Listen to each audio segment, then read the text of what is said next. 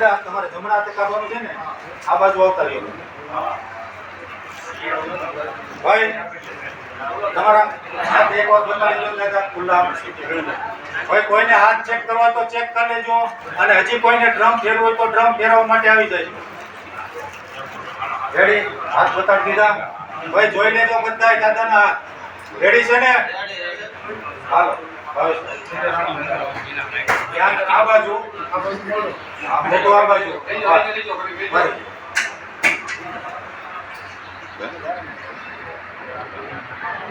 ભાઈ મારા હાથ પણ જોઈ લેજો. હા એક જ ગમે ત્યાંથી કાઢવાની છું.